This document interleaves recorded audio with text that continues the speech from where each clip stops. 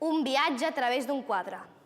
Era un dia d'estiu, una mica calorós, i vaig decidir fer un tomb per la Rambla de Barcelona, perquè a casa hi feia massa calor i no s'hi podia estar. Ah, perdoneu, no m'he presentat. Em dic Àlex, tinc 12 anys i m'agrada molt la ciència, sobretot treballar la natura i l'art, crec que sóc un bon dibuixant. Caminant, vaig arribar al barri de la Barceloneta, on hi feien un concurs de pintura. Vaig començar a observar els quadres i em va cridar l'atenció un d'ells, on hi havia pintada una nena que es gronxava. Em vaig atensar a poc. Al quadre potser m'hi vaig apropar massa i glup! De sobte vaig aparèixer en un bosc, on hi havia una noia que s'estava gronxant, però anava vestida d'època, amb un vestit llarg. Aquella situació em va recordar un quadre impressionista. Era la noia que apareixia en el quadre gronxador de Renoir. Em vaig apropar a ella i li vaig preguntar on érem.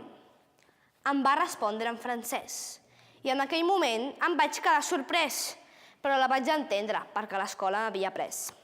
Ella m'explicà que ens trobàvem a França a l'any 1876. De cop, sorprès per la situació, em vaig girar i vaig veure un senyor que pintava amb un cavallet.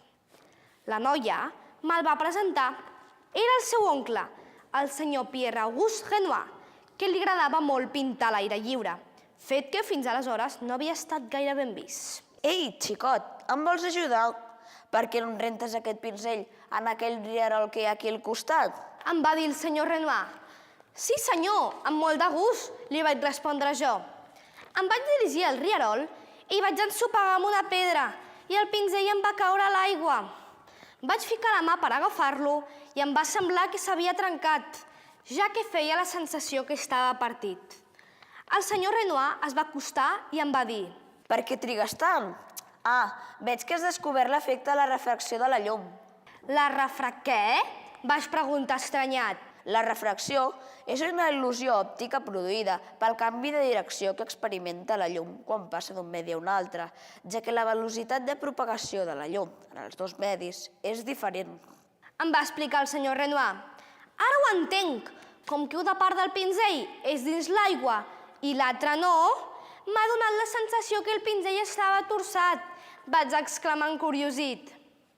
Mentre tornàvem al lloc on hi havia el cavallet, el senyor Renoir em va explicar que li agradava molt veure com les coses canviaven segons la incidència de la llum i que de vegades pintava la mateixa cosa en diverses hores del dia per veure la diferència. Ah, vol dir que aquella flor d'allà la pot pintar diverses vegades i cada cop serà diferent? Quina flor? Va preguntar el pintor. Vaig treure el meu làser de la butxaca i vaig assenyalar la flor de la qual parlava. Què és aquest aparell que tens? Em va preguntar.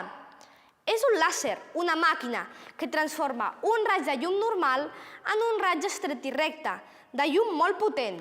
A l'època que jo visc, té una gran utilitat per augmentar els coneixements del nostre planeta. S'ha fet servir en medicina, per mesurar els moviments de la Terra, per tallar metalls. Que interessant! És un invent fabulós, però explica'm, d'on m'has dit que vens? Va tornar a preguntar Renoir. Parlant, em vaig apropar de nou al quadre que estava pintant Renoir i de sobte, glup! De nou em vaig trobar altra vegada observant el quadre gronxador al barri de la Barceloneta. Obra social La Caixa, l'ànima de la Caixa.